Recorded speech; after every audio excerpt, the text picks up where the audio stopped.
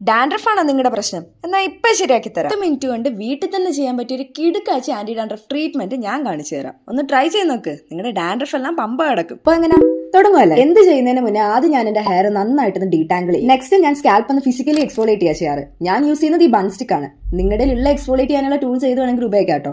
ഓർക്കുക, finger nails വെച്ചിട്ടോ അല്ലെങ്കിൽ ഷാർപ്പ് ആയിട്ടുള്ള ഒബ്ജക്ട് വെച്ചിട്ടോ ഒരുപാട് എക്സ്ഫോളിയേറ്റ് ചെയ്യാൻ നിൽക്കരുത്. സ്കാൽപ്പ് ഇറിറ്റേഷൻ ഉണ്ടാക്കാനും ഹെയർ ഫാൾ ഉണ്ടാക്കാനും അതൊരു കാരണമാകും. എന്റെ നെക്സ്റ്റ് സ്റ്റെപ്പിൽ ഞാൻ മുടി നനയ്ക്കുകയാണ് ചെയ്യുന്നത്. ഞാൻ ആന്റി ഡാൻഡ്രഫ് ഷാമ്പു സ്കാൽപ്പിൽ മാത്രമേ യൂസ് ചെയ്യാറുള്ളൂ. അതുകൊണ്ട് തന്നെ സ്പ്രേ ബോട്ടിൽ വെള്ളം എടുത്തിട്ട് ഞാൻ അങ്ങനെയാണ് സ്കാൽപ്പിൽ അപ്ലൈ ചെയ്യാറ്. അല്ലാതെ വെള്ളം കൊരിയൊഴിച്ച് ഇവിടെ അത്ര നനയ്ക്കുകയാണെങ്കിൽ ഇവിടുത്തെ പോരാളി തന്നെ മുടി നന്നായിട്ട് നനഞ്ഞു എന്ന് ഉറപ്പ് വരുത്തി കഴിഞ്ഞാൽ നമ്മുടെ അടുത്ത step anti dandruff shampoo apply എന്നുള്ളതാണ്.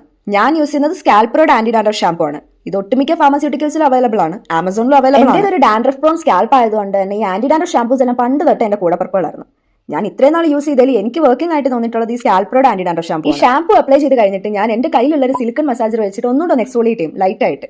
അത് എനിക്ക് കുറച്ചുകൂടെ വർക്കിംഗ് ആയിട്ട് തോന്നിയിട്ടുണ്ട്. ഇത്രേ ഉള്ളൂ. നെക്സ്റ്റ് സ്റ്റെപ്പ് വേറൊന്നുമില്ല. ഒരു 2 to 5 മിനിറ്റ്സ് എങ്കിലും അറ്റ്ലീസ്റ്റ് സ്കാൽപ്പിൽ വെക്കുക, എന്നിട്ട് വാഷ് ഔട്ട് ചെയ്ത് കളയുക. സ്കാൽപ്രോഡ് ഷാമ്പു ഒരു ഡെയിലി ആന്റി ഡാൻഡ്രഫ് ഷാമ്പു ആണ്. കണ്ടീഷനിങ് ബേസ് ഉണ്ടെന്ന് പറഞ്ഞാലും ഞാൻ കണ്ടീഷണർ യൂസ് ചെയ്യാറുണ്ട്. കാരണം എന്റെ ഹെയർ ഡ്രൈ ഔട്ട് ആവാറുണ്ട്. ഒരുപാടല്ല, എന്നാൽ പോലും ഡ്രൈ ഔട്ട് ആവാറുണ്ട്.